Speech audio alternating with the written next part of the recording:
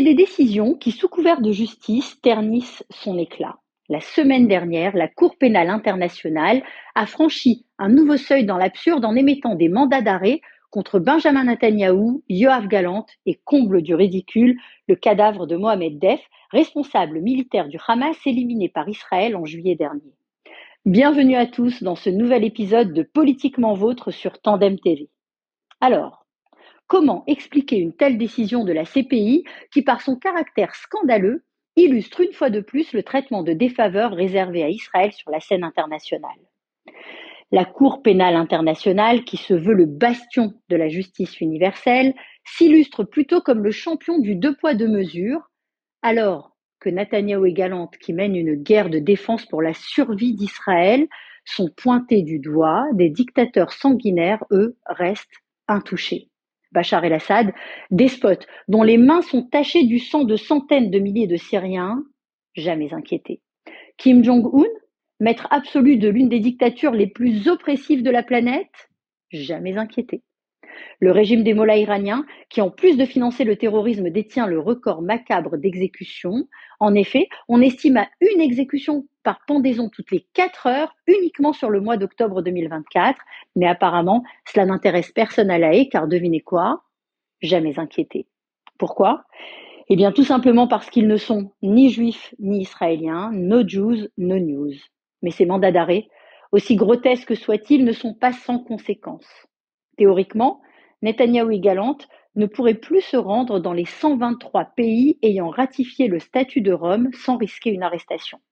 Mais en pratique, Israël n'a jamais compté sur ces nations pour mener ses actions, et les alliés historiques de l'État juif, comme les États-Unis, le Canada et plusieurs pays européens, n'ont pas tardé à dénoncer cette décision aussi ridicule que biaisée. D'ailleurs, les États-Unis, par la voix notamment du sénateur républicain Lindsey Graham, a émis de sérieuses menaces à l'encontre des pays alliés qui comptaient coopérer avec la Cour pénale internationale concernant le mandat d'arrêt contre les dirigeants israéliens. Et voilà que ces dernières heures, les choses ont pris une tournure intéressante par la voix du porte-parole du tribunal de La Haye, qui a annoncé que les mandats d'arrêt pourraient être gelés si une commission d'enquête sérieuse était lancée en Israël. Ça en devient comique, tant c'est ridicule, car la CPI n'a finalement le pouvoir d'agir que si le système judiciaire du pays concerné ne mène pas d'investigation crédible sur les crimes présumés. Et manque de bol, Israël est une démocratie dont l'intégrité du système judiciaire n'est plus approuvée. Malgré tout, des États comme la France, l'Afrique du Sud, la Hollande ou encore l'Espagne ont déjà annoncé leur intention d'appliquer ces mandats. Une posture politique plus qu'un geste de justice qui ne fait que mettre en lumière le double standard appliqué à Israël. Heureusement, d'autres pays refusent de cautionner cette mascarade.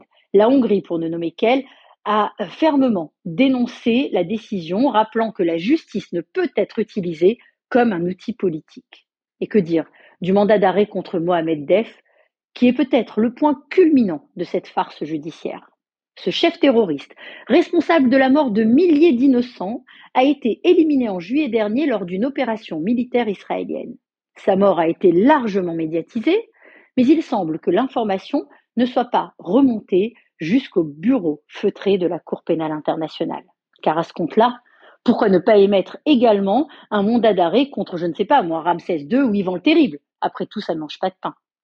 Plus sérieusement, la décision d'émettre ces mandats d'arrêt internationaux contre les dirigeants d'une démocratie entraînée dans une guerre par une organisation terroriste sanguinaire est une insulte aux victimes israéliennes du Hamas.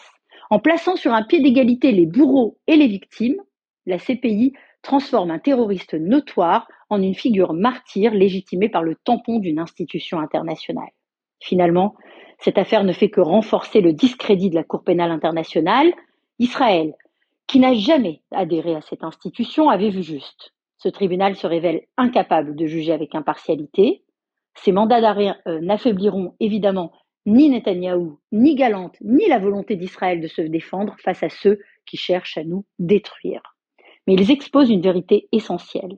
La CPI, loin d'incarner une justice universelle, est devenue un instrument au service d'agendas politiques.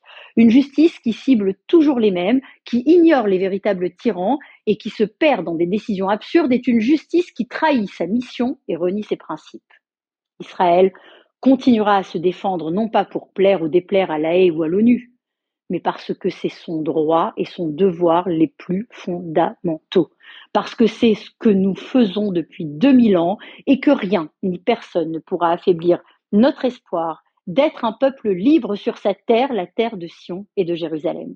Voilà, c'était Politiquement Vôtre, le moment où la politique rencontre la plume et parfois l'épée. Alors continuez à m'envoyer vos demandes des sujets que vous aimeriez que j'aborde ici et surtout, likez, commentez, partagez et abonnez-vous. À bientôt!